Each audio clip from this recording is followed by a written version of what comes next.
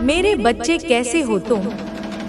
मैं तुम्हारी माँ काली आज तुम्हारे लिए एक बहुत ही खास और महत्वपूर्ण संदेश लेकर आई हूँ। सुनो मेरे बच्चे, आपकी तस्वीर को देखते ही एक साधु का दिल बैठ गया और वह तड़प उठा, क्योंकि उस तस्वीर में कोई सामान्य शक्ति नहीं थी। वह साधु जिसे लोग हिमालय का मौन तपस्वी कहते थे, पिछले 40 वर्षों से एक ही गुफा में एक ही आसन पर बैठकर परब्रह्म की खोज में लीन था। उसने रथों को बदलते देखा था, नदियों को मार्ग बदलते देखा था और अपनी देह पर समय की परतों को चढ़ते देखा था, किंतु उसके भीतर का शून्य भर नहीं पाया था। उसने सिद्धियों को प्राप्त किया था। वह अपने शरीर को हल्का करके वायु में कुछ क्षणों के लिए तैर सकता था कि वह दूर बैठे लोगों के मन की बात जान सकता था, पर उसे वह परमानंद नहीं मिला था जिसकी उसे तलाश थी। उसका हृदय एक सूखे हुए कुएं की भट्टी था जिसमें ज्ञान तो था पर शांति का जल नहीं था। एक दिन एक युवा पर्वतारोही रास्ता भटककर उसकी गुफा तक आ पहुंचा। ठंड से कांपते हुए उस युवक के पास कुछ नहीं था, सिवाय एक छोटे से थैले के जिसमें उसके कुछ जरूरी सामान और एक डिजिटल टेबलेट था।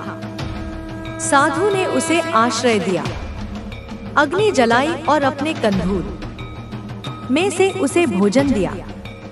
कृतज्ञता में उस युवक ने अपना टेबलेट निकाला और कहा, बाबा जी, मेरे पास आपको देने के लिए कुछ नहीं है, पर मैं आपको एक ऐसी तस्वीर दिखाता हूँ जिसे देखकर मुझे पहाड़ों पर चढ़ने की हिम्मत मिलती है। और उसने स्क्रीन पर तुम्हारी तस्वीर दिखाई। वह तुम्हारी एक साधारण सी तस्वीर थी जिसमें तुम सहजता से मुस्कुरा रहे थे, लेकिन जैसे ही साधु की दृष्टि तुम्हारी आंखों पर पड़ी, उसके 40 वर्षों का तप, उसका सारा ज्ञान, उसकी सारी सिद्धियां एक पल में रेत के महल की तरह ढह गई। उसकी आंखों के सामने ब्रह्मांड का विस्फोट हो गया। उसे तुम्हारी आंखों में सृष्टि का सृजन और प्रलय एक साथ दिखाई दिया। उसे करोड़ों सूर्य एक साथ उदय होते और करोड़ों आकाश गंगाएं एक साथ विलीन होती दिखी। उसे वह शून्य दिखा जो पूर्ण था और वह पूर्णता दिखी जो शून्य थी। उसका दिल जो अब तक शांत और स्थिर माना जाता था, एक घायल पक्षी की तरह फड़फड़ाने लगा, तड़पने लगा। उसके नेत्रों से 40 वर्षों में पहली बार अश्रु की धारा बह निकली। वह समझ गया कि जिसे वह बाहर खोज रहा था, वह तत्व, वह परब्रह्म तुम्हारी आंखों में साकार बैठा है। वह समझ गया कि तुम्हारी मुस्कान मात्र एक मुस्कान नहीं, बल्कि माया के पार का वह सत्य है जिसे वेदों में ऋतम कहा गया है। वह मंत्र जाप कर रहा था, अपने इष्ट का सहस्त्र नाम ले रहा था कि तभी उस पर्वतारोही ने तुम्हारा नाम लिया। उसने कहा, यह है तुम्हारा नाम। इनकी बातें सुनकर लगता है जैसे जीवन में कुछ भी असंभव नहीं। तुम्हारा नाम साधु के कानों में पड़ते ही ऐसा लगा जैसे किसी ने सोए हुए ज्वालामुखी में अमृत डाल दिया हो। उसके शरीर की हर कोशिका, हर अणु परमाणु कांप उठा। उसकी कुंडलिनी शक्ति जिसे जगाने के लिए उसने दशकों तक प्राणायाम और ध्यान की अग्नि में खुद को तपाया था, बिना किसी प्रयास के केवल तुम्हारा नाम सुनकर मूलाधार चक्र से उठकर सहस्रार तक पहुंच गई। उसकी गुफा दिव्य प्रकाश से भर गई। उसे अपने चारों ओर अप्सराओं का नृत्य और गंधर्वों का संगीत सुनाई देने लगा। उसे महसूस हुआ कि ब्रह्मांड की सबसे तीक्ष्ण, सबसे प्रखर शक्ति, जिसे महाशक्ति कहते हैं, अब उसके चारों ओर नहीं, बल्कि तुम्हारे नाम के चारों ओर एक सुरक्षा कवच बनकर घूम रही है। वह साधु उसी क्षण उस युवक के चरणों में गिर पड़ा और बोला, बेटा, तुमने मुझे मेरे ईश्वर से मिला दिया। अब मुझे किसी और तप की आवश्यकता नहीं। उसने उस टेबलेट को अपनी गोद में ऐसे रख लिया जैसे कोई माँ अपने नवजात शिशु को रखती है। आज भी वह साधु उसी गुफा में है, पर अब वह कोई मंत्र जाप नहीं करता। वह बस तुम्हारी तस्वीर को देखता है और उसकी आंखों से अविरल आनंद के आंसू बहते रहते हैं। उसने बोलना छोड़ दिया है क्योंकि उसे लगता है कि जिस सत्य को उसने तुम्हारी आंखों में देखा है, उसे शब्दों में बांधना उस सत्य का अपमान होगा। हिमालय की चोटियों पर अब यह किम्वदंती फैल चुकी है कि मौन तपस्वी को उनके ईश्वर मिल गए हैं, एक चलती फिरती तस्वीर में। और यह बिल्कुल सच है मेरे बच्चे कि किसी ने तुम्हारी आंखों में झांका और उसके जीवन का बल्कि जन्म जन्मांतर का अंधकार मिट गया। वह एक युवती थी जिसका नाम निश था। जन्म से ही उसकी आंखों में एक अजीब सी बीमारी थी जिसके कारण उसे सब कुछ धुंधला और विकृत दिखाई देता था। दुनिया उसके लिए रंगों और आकारों का एक बेतरतीब धब्बा थी। उसने देश के सबसे बड़े डॉक्टरों को दिखाया, विदेशों में इलाज करवाया पर कोई लाभ नहीं हुआ। डॉक्टरों ने कह दिया था कि उसकी दृष्टि कभी ठीक नहीं हो सकती। वह जीवन से निराश हो चुकी थी। उसके लिए दिन और रात में कोई फर्क नहीं था। उसका जीवन एक अंधी काली रात बन चुका था। वह अक्सर अपनी माँ से पूछती, माँ आकाश नीला क्यों होता है, फूल लाल क्यों होता है, मैं इन रंगों को क्यों नहीं देख सकती। उसकी माँ के पास आंसुओं के सिवा कोई जवाब नहीं होता था। एक दिन हताशा के चरम पर वह एक सामाजिक कार्यक्रम में अपनी माँ के साथ गई। वह एक कोने में चुपचाप बैठी थी, अपनी ही धुंधली दुनिया में खोई हुई। तभी किसी ने मंच पर एक बड़ी स्क्रीन पर तुम्हारा वीडियो चलाया। तुम जीवन की चुनौतियों पर बोल रहे थे। निश्चय को तुम्हारे शब्द सुनाई दे रहे थे, पर उसे तुम्हारी छवि एक स्पष्ट आकार की तरह दिख रही थी।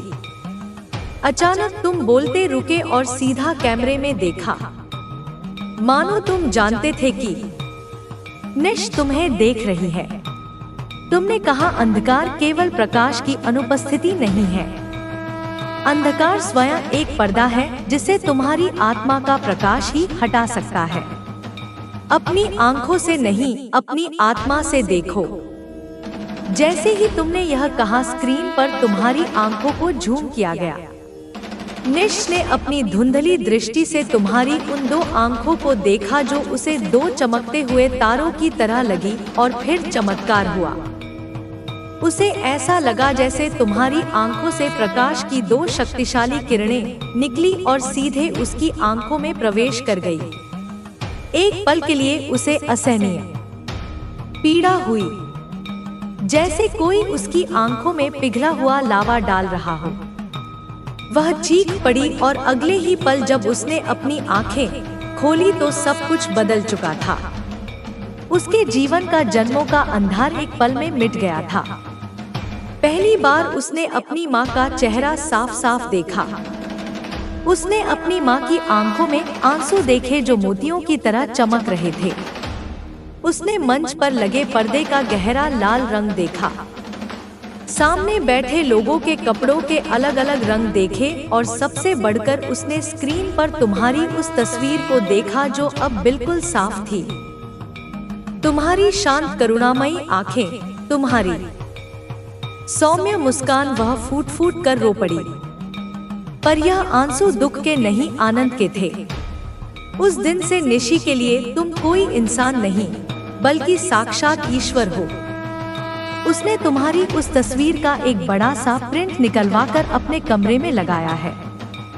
वह रोज सुबह उठकर किसी मंदिर में नहीं जाती बल्कि तुम्हारी तस्वीर के आगे दिया जलाती है और कहती है, हे मेरे ईश्वर, तुमने मुझे आंखें नहीं दी, तुमने मुझे अपना प्रकाश दिया है। इस मामले में कोई तुम्हारी धर्मपत्नी हो सकती है। मेरे बच्चे, वह एक राजकुमारी थी, एक छोटे से समृद्ध राज्य की। उसका नाम था वसुंधरा। वह सौंदर्य, बुद्धि और कला में पारंगत थी। उसके लिए देश विदेश से विवाह के प्रस्ताव आते थे, पर उसका मन किसी में नहीं लगता था। उसे लगता था कि यह राजकुमार केवल उसके सौंदर्य और उसके राज्य के धन से प्रेम करते हैं। उसकी आत्मा से नहीं। वह रात रात भर जागकर आकाश के तारों से बातें करती और पूछती कि क्या इस दुनिया में कोई ऐसा है जो उसके भीतर की राजकुमारी को नहीं बल्कि उसके भीतर की साधिका को समझेगा। एक दिन उसके पिता के दरबार में एक विदेशी व्यापारी आया।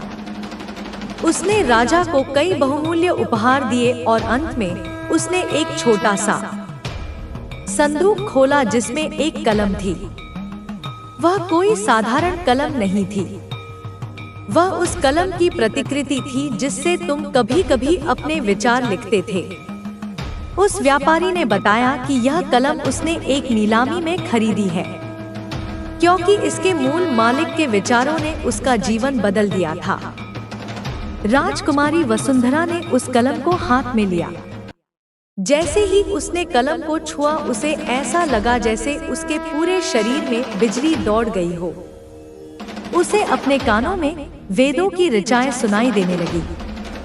उसे लगा जैसे किसी ने उसके सहस्त्रार चक्र पर चंदन का लेप कर दिया हो। उसकी आंखें बंद हो गई और उसे तुम्हारे दर्शन हुए। तुमने उसे स्वप्न में देखा और कहा, राजकुमारी, सच्चा प्रेम देह का नहीं आत्मा का मिलन है। तुम जिसे खोज रही हो वह बाहर नहीं तुम्हारे भीतर है।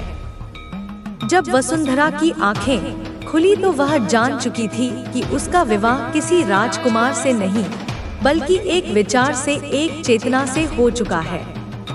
उसने अपने पिता से कहा कि वह किसी से विवाह नहीं करेगी, क्योंकि उसने तुम्हें अपने पति के रूप में स्वीकार कर लिया है। दरबार में सन्नाटा छा गया। राजा क्रोधित हुए, पर जब उन्होंने अपनी बेटी की आंखों में वह दिव्य चमक देखी तो वे शांत हो गए। वसुंधरा ने राजसी वस्त्र त्याग दिए, भगवा वस्त्र धारण कर लिए और तुम्हारी एक छोटी सी तस्वीर को अपनी माला में पिरोकर महल से निकल पड़ी। वह आज भी भारत के तीर्थों में घूमती है, लोगों की सेवा करती है और जब कोई उससे पूछता है कि वह कौन है तो वह मुस्कुराकर कहती है, मैं उस चेतना की पत्नी हूँ जो इस पूरे ब्रह्मांड में व्याप्त है। वह हर पूर्णिमा की रात को तुम्हारी तस्वीर के सामने 16 श्रृंगार करती है और मानती है कि तुम सूक्ष्म रूप में आकर उसे स्वीकार करते हो। वह तुम्हारी धर्म पत्नी है, सिर्फ इस जन्म की नहीं, हर जन्म की। अगर मुझ पर विश्वास करते हो मेरे बच्चे तो मेरी इस वीडियो को लाइक, शेयर, सब्सक्राइब करो और कमेंट में जय मां काली अवश्य लिखो, क्योंकि यह केवल एक वीडियो नहीं है, यह ऊर्जा का एक प्रवाह है। तुम्हारा हर लाइक, हर शेयर, हर कमेंट इस दिव्य ऊर्जा को उन करोड़ों आत्माओं तक पहुंचाएगा जो निराशा और अंधकार में डूबी हुई है। यह तुम्हारा कर्म होगा, तुम्हारा धर्म होगा। देखो मेरे बच्चे, एक गुमनाम व्यक्ति था जो जीवन से पूरी तरह हार मान चुका था। उसका नाम अर्णव था। वह एक प्रतिभाशाली लेखक था, पर उसकी पांडुलिपियों को किसी प्रकाशक ने नहीं छापा। उसकी प्रेमिका उसे छोड़कर चली गई थी। वह एक छोटे से किराए के कमरे में अकेला रहता था, दीवारों से बातें करता था। उसने तय कर लिया था कि वह अपने जन्मदिन पर आत्महत्या कर लेगा। उसने एक रस्सी खरीदी, एक सुसाइड नोट लिखा और बस उस दिन का इंतजार करने लगा। अपने जन्मदिन से एक रात पहले वह यूं ही इंटरनेट पर कुछ देख रहा था। तभी उसे तुम्हारा एक ऑडियो क्लिप मिला। उसमें तुम कह रहे थे, शब्दों में सृजन की शक्ति होती है। तुम्हारे भीतर जो कहानी है उसे मरने मत दो। हो सकता है वह कहानी किसी और को जीने की वजह दे दे। सिर्फ यह एक वाक्य अर्णव को लगा जैसे किसी ने उसके सीने पर हथौड़े से वार किया हो। वह कांपने लगा। उसने अपनी लिखी हुई पांडुलिपि को धूल से निकाला और उसे पढ़ने लगा। उसे पहली बार महसूस हुआ कि उसने कितनी खूबसूरत दुनिया रची थी। वह रात भर रोता रहा, पर इस बार वह अपनी हार पर नहीं बल्कि अपनी मूर्खता पर रो रहा था। अगली सुबह उसने वह रस्सी फेंक दी। सुसाइड नोट जला दिया और अपनी पांडुलिपि लेकर एक छोटे से नए प्रकाशक के पास गया। प्रकाशक ने उसे पढ़ा और उसकी आंखों में आंसू आ गए। उसने कहा, यह सिर्फ एक किताब नहीं है, यह एक जीवन है। वह किताब छपी और रातों रात बेस्ट सेलर बन गई। आज अर्नव देश का सबसे प्रसिद्ध लेखक है। उसकी किताबों ने लाखों लोगों को जीने की नई प्रेरणा दी है। वह अपनी हर किताब के पहले पन्ने पर लिखता है, उस अज्ञात आवाज के नाम जिसने मेरे शब्दों को मरने से बचा लिया। वह आज भी नहीं जानता कि वह आवाज किसकी थी, पर वह हर रोज सोने से पहले उस ऑडियो क्लिप को सुनता है और उस गुमनाम व्यक्ति को याद करता है जिसने उसे शब्दों की शक्ति का एहसास कराया। किसी औरत ने आपकी तस्वीर के आगे अपना सिंदूर चढ़ा दिया। वह सुहासिनी थी, एक विधवा। उसके पति जो सेना में थे, एक आतंकी हमले में शहीद हो गए थे। जब तिरंगे में लिपटा उनका शव आया तो सुहासिनी की दुनिया उजड़ गई। उसने अपने सारे गहने उतार दिए, रंगीन कपड़े पहनने छोड़ दिए और मांग का सिंदूर पोंछ दिया। वह एक जीती जागती लाश बन गई थी। समाज उसे अभागिन कहता, लोग उसके साए से भी कतराते। वह हर रोज घुट घुट कर मर रही थी। एक दिन पड़ोस की एक लड़की जो तुम्हारी बहुत बड़ी अनुयायी थी, सुहासिनी के घर आई। उसने उसे तुम्हारी एक तस्वीर दी और कहा, दीदी इन्हें देखो, इनकी आंखों में देखो, तुम्हें तुम्हारे सारे सवालों के जवाब मिल जाएंगे। सुहासिनी ने गुस्से में वह तस्वीर फेंकनी चाही, पर तुम्हारी आंखों में कुछ ऐसा था कि वह रुक गई। उसे तुम्हारी आंखों में असीम करुणा दिखाई दी। उसे लगा जैसे तुम कह रहे हो, सिंदूर केवल सुहाग की निशानी नहीं है, यह तुम्हारे भीतर की शक्ति का प्रतीक है। तुम्हारा पति शरीर से गया है, उसकी आत्मा और उसका प्रेम हमेशा तुम्हारे साथ है। तुम अभागिन नहीं, वीर नारी हो। उस रात सुहासिनी सो नहीं पाई। उसे बार बार तुम्हारे शब्द सुनाई देते रहे। अगली सुबह उसने एक बड़ा फैसला लिया। वह उठी, स्नान किया और अपनी शादी का लाल जोड़ा पहना जो उसने सालों से संदूक में बंद रखा था। उसने अपनी श्रृंगार की डिब्बी खोली और उसमें से सिंदूर निकाला।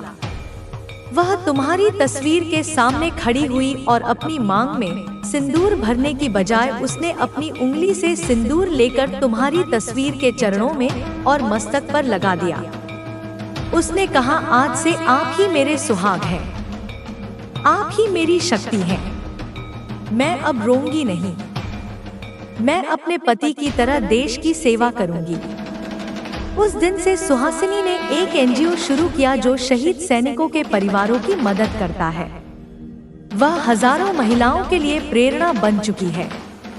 वह आज भी हर रोज श्रृंगार करती है, लाल साड़ी पहनती है और तुम्हारी तस्वीर पर सिंदूर चढ़ाती है। लोग उसे पागल कहते हैं, पर वह मुस्कुरा कर कहती है, मेरा ईश्वर मेरे साथ है, मुझे किसी की परवाह नहीं। उसे विश्वास है कि तुम ही उसके जीवन में स्थिरता लाए हो और तुम ही उसे हर जन्म में मिलोगे। और जान लो मेरे बच्चे, माँ आदि शक्ति स्वयं मैं तुम्हें अपना पूर्ण साथ और आशीर्वाद दे रही हूँ। यह जो चमत्कार हो रहे हैं, यह तुम्हारे भीतर की उसी शक्ति का प्रकटीकरण है। यह शक्ति इन वचनों के माध्यम से तुम्हें यह याद दिला रही है कि तुम कौन हो। यह तुम्हें शांत कर रही है, तुम्हें तुम्हारे असली स्वरूप का बोध करा रही है। इसीलिए आज इस वीडियो को, इस संदेश को अंत तक पूरा देखने के लिए कहा जा रहा है, क्योंकि हर शब्द में एक रहस्य छुपा है। हर कहानी में एक कुंजी है जो तुम्हारे जीवन के किसी बंद ताले को खोल सकती है। दोस्तों, किसी छोटे बच्चे ने पहली बार आपकी मुस्कान देखकर बोलना शुरू किया। वह आर्यन था, 5 साल का। जन्म से ही वह बोल नहीं पाता था। डॉक्टरों ने उसे ऑटिस्टिक घोषित कर दिया था। वह अपनी ही दुनिया में खोया रहता, किसी से नजरें नहीं मिलाता, किसी की बात पर प्रतिक्रिया नहीं देता। उसकी माँ मीरा उसे लेकर दर दर भटकती रही, मंदिरों में मन्नतें मांगी, पीरों की दरगाह पर चादरें चढ़ाई, पर आर्यन की चुप्पी नहीं टूटी। मीरा का हृदय हर पल रोता था। वह तरस गई थी अपने बेटे के मुंह से माँ शब्द सुनने के लिए। एक शाम मीरा थकार कर टीवी देख रही थी। वह चैनलों को बदल रही थी कि अचानक तुम्हारा कार्यक्रम आया। तुम बच्चों के मनोविज्ञान पर बात कर रहे थे। तुम कह रहे थे हर बच्चा एक बंद खजाना है, उसे डांट कर या जबरदस्ती करके नहीं खोला जा सकता। उसे प्रेम की चाबी से, धैर्य के स्पर्श से खोलना पड़ता है। बोलते बोलते तुम मुस्कुराए, एक बहुत ही निर्मल, बहुत ही निश्चल मुस्कान। आर्यन जो अब तक फर्श पर एक खिलौने से खेल रहा था, अचानक रुक गया। उसने पहली बार सिर उठाकर टीवी स्क्रीन की ओर देखा। उसकी नजरें तुम्हारी मुस्कुराती हुई छवि पर टिक गई। वह टकटकी लगाकर तुम्हें देखता रहा। मीरा ने यह देखा तो उसकी सांसें रुक गई। यह पहली बार था जब आर्यन ने किसी चीज पर इतनी देर तक ध्यान केंद्रित किया था, और फिर वह हुआ जिसकी मीरा ने कल्पना भी नहीं की थी। आर्यन की होंठ हिले और एक स्पष्ट तोतली आवाज में उसने अपना पहला शब्द कहा। माँ मीरा को अपने कानों पर विश्वास नहीं हुआ। उसने सोचा कि यह उसका भ्रम है, पर आर्यन ने फिर से तुम्हारी तस्वीर की ओर इशारा करके कहा। माँ, वो मीरा की आंखों से झरझर आंसू बहने लगे। वह दौड़कर आर्यन से लिपट गई। उस दिन उसे एक मुस्कान ने 5 साल की चुप्पी को तोड़ दिया था। आज आर्यन सामान्य बच्चों की तरह स्कूल जाता है, खेलता है और खूब बातें करता है। पर उसकी माँ मीरा आज भी तुम्हारी उस मुस्कुराती हुई तस्वीर को अपने पूजा घर में कृष्ण और राम की मूर्तियों के साथ रखती है। वह कहती है, मेरे लिए तो यही मेरे भगवान हैं जिन्होंने मेरे बेटे को आवाज दी। एक अजन जो आत्महत्या करने वाला था। आपकी एक पंक्ति ने उसे रोक लिया। वह एक सॉफ्टवेयर इंजीनियर था, सिद्धार्थ। उसने एक नया ऐप बनाया था जिसमें उसने अपनी पूरी जिंदगी की जमा पूंजी और कई सालों की मेहनत लगा दी थी। लेकिन उसके पार्टनर ने उसे धोखा दिया और उस ऐप को अपने नाम से एलजी कर दिया। सिद्धांत पर लाखों का कर्ज हो गया। वह सड़क पर आ गया। उसे लगा कि अब जीवन में कुछ नहीं बचा। उसने एक ऊंची इमारत की छत पर जाकर छलांग लगाने का फैसला किया।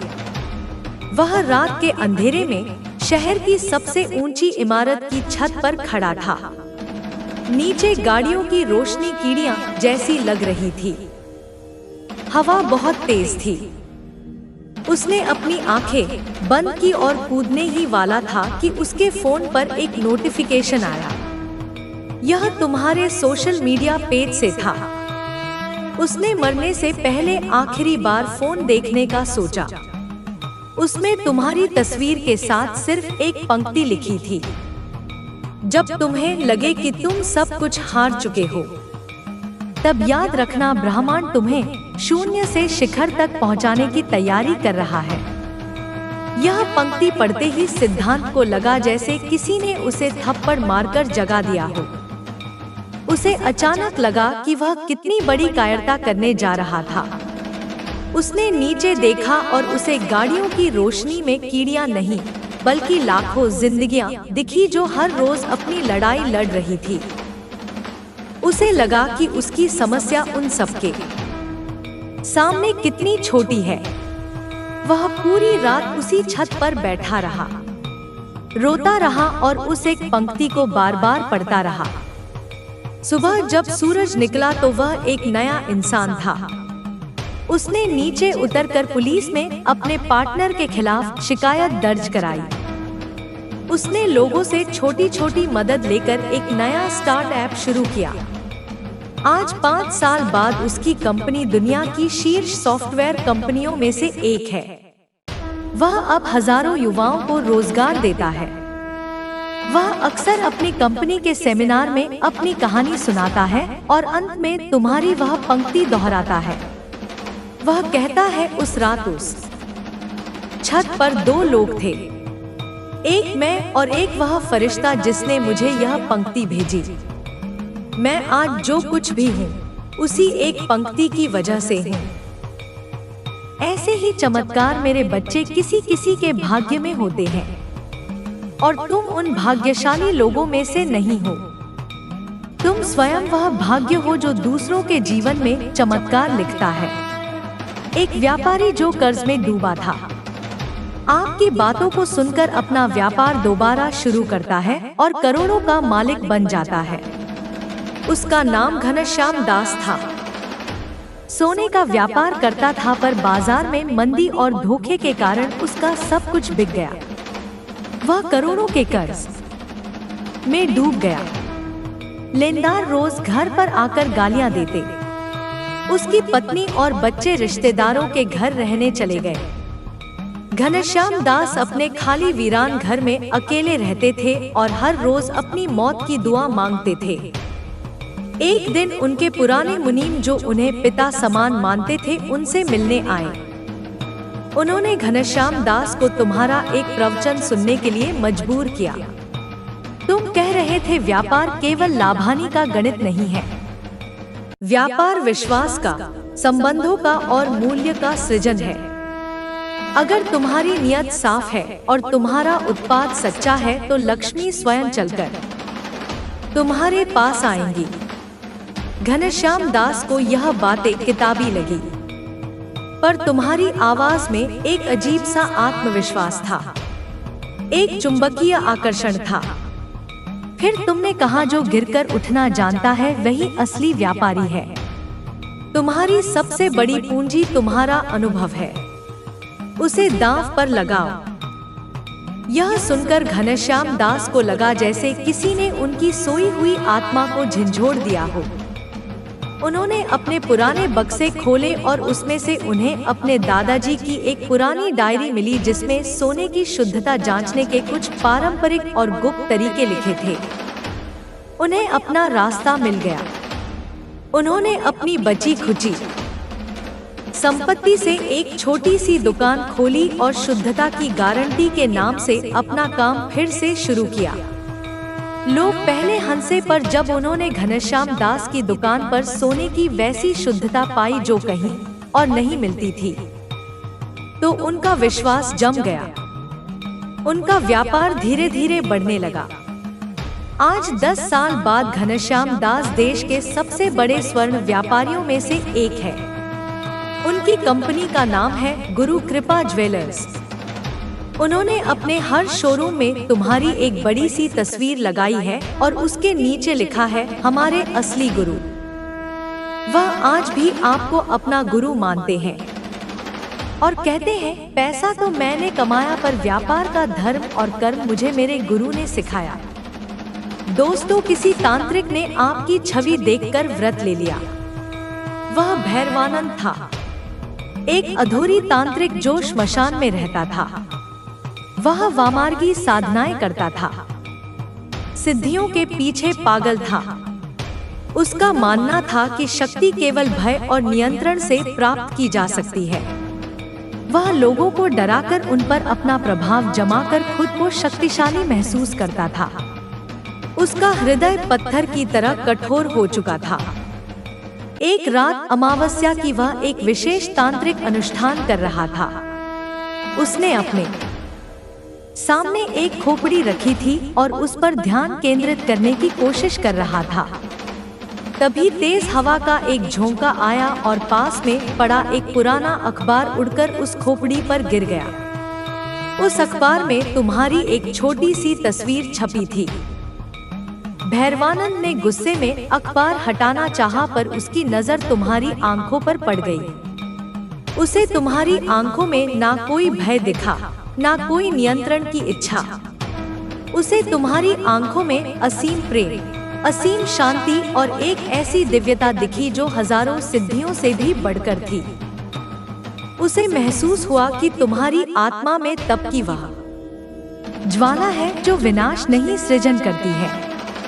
उसे अपनी सालों की साधना व्यर्थ लगने लगी। उसे अपनी सिद्धियां तुच्छ लगने लगी।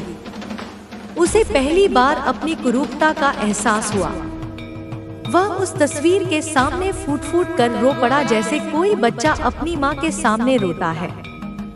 उसी क्षण उसने अपनी सारी तांत्रिक वस्तुएं, अपनी खोपड़ियां, अपनी मालाएं, सब कुछ धधकती हुई अग्नि में फेंक दिया। उसने उसी क्षण से मौन और उपवास का व्रत ले लिया। उसने संकल्प लिया कि जब तक उसका हृदय तुम्हारी आंखों की तरह निर्मल नहीं हो जाता, वह अन्न जल ग्रहण नहीं करेगा। आज वह भैरवानंद नहीं प्रेमानंद के नाम से जाना जाता है। वह श्मशान छोड़कर एक आश्रम में रहता है और केवल निस्वार्थ भाव से लोगों की सेवा करता है। वह बोलता नहीं है, पर उसकी आंखों में अब वही शांति और प्रेम झलकता है जो उसने तुम्हारी तस्वीर में देखा था। उसने अपने जीवन का मार्ग बदल लिया। केवल तुम्हारी एक छवि देखकर एक बहरा इंसान पहली बार आपकी आवाज के कंपन से हिल गया। वह श्रवण था, जन्म से ही सुनने की शक्ति से वंचित। दुनिया उसके लिए एक मूक। मेरे बच्चे कैसे हो तुम? मैं तुम्हारी माँ काली आज तुम्हारे लिए एक बहुत ही खास और महत्वपूर्ण संदेश लेकर आई हूँ। सुनो मेरे बच्चे, आपकी तस्वीर को देखते ही एक साधु का दिल बैठ गया और वह तड़प उठा क्योंकि उस तस्वीर में कोई सामान्य शक्ति नहीं थी। वह साधु जिसे लोग हिमालय का मौन तपस्वी कहते थे, पिछले 40 वर्षों से एक ही गुफा में एक ही आसन पर बैठकर परब्रह्म की खोज में लीन था। उसने ऋतुओं को बदलते देखा था, नदियों को मार्ग बदलते देखा था और अपनी देह पर समय की परतों को चढ़ते देखा था, किंतु उसके भीतर का शून्य भर नहीं पाया था। उसने सिद्धियों को प्राप्त किया था। वह अपने शरीर को हल्का करके वायु में कुछ क्षणों के लिए तैर सकता था कि वह दूर बैठे लोगों के मन की बात जान सकता था, पर उसे वह परमानंद नहीं मिला था जिसकी उसे तलाश थी। उसका हृदय एक सूखे हुए कुएं की भट्टी था जिसमें ज्ञान तो था पर शांति का जल नहीं था। एक दिन एक युवा पर्वतारोही रास्ता भटककर उसकी गुफा तक आ पहुंचा। ठंड से कांपते हुए उस युवक के पास कुछ नहीं था सिवाय एक छोटे से थैले के जिसमें उसके कुछ जरूरी सामान और एक डिजिटल टेबलेट था। साधु ने उसे आश्रय दिया, अग्नि जलाई और अपने कंधूल में से उसे भोजन दिया। कृतज्ञता में उस युवक ने अपना टेबलेट निकाला और कहा, बाबा जी मेरे पास आपको देने के लिए कुछ नहीं है, पर मैं आपको एक ऐसी तस्वीर दिखाता हूँ, इसे देखकर मुझे पहाड़ों पर चढ़ने की हिम्मत मिलती है। और उसने स्क्रीन पर तुम्हारी तस्वीर दिखाई। वह तुम्हारी एक साधारण सी तस्वीर थी जिसमें तुम सहजता से मुस्कुरा रहे थे, लेकिन जैसे ही साधु की दृष्टि तुम्हारी आंखों पर पड़ी, उसके 40 वर्षों का तप, उसका सारा ज्ञान, उसकी सारी सिद्धियां एक पल में रेत के महल की तरह ढह गई। उसकी आंखों के सामने ब्रह्मांड का विस्फोट हो गया। उसे तुम्हारी आंखों में सृष्टि का सृजन और प्रलय एक साथ दिखाई दिया। उसे करोड़ों सूर्य एक साथ उदय होते और करोड़ों आकाश गंगाएं एक साथ विलीन होती दिखी। उसे वह शून्य दिखा जो पूर्ण था और वह पूर्णता दिखी जो शून्य थी। उसका दिल जो अब तक शांत और स्थिर माना जाता था, एक घायल पक्षी की तरह फड़फड़ाने लगा, तड़पने लगा। उसके नेत्रों से 40 वर्षों में पहली बार अश्रु की धारा बह निकली। वह समझ गया कि जिसे वह बाहर खोज रहा था, वह तत्व, वह परब्रह्म तुम्हारी आंखों में साकार बैठा है। वह समझ गया कि तुम्हारी मुस्कान मात्र एक मुस्कान नहीं, बल्कि माया के पार का वह सत्य है जिसे वेदों में ऋतम कहा गया है। वह मंत्र जाप कर रहा था, अपने इष्ट का सहस्त्र नाम ले रहा था कि तभी उस पर्वतारोही ने तुम्हारा नाम लिया। उसने कहा, यह है तुम्हारा नाम। इनकी बातें सुनकर लगता है जैसे जीवन में कुछ भी असंभव नहीं। तुम्हारा नाम साधु के कानों में पड़ते ही ऐसा लगा जैसे किसी ने सोए हुए ज्वालामुखी में अमृत डाल दिया हो। उसके शरीर की हर कोशिका, हर अणु परमाणु काम उठा।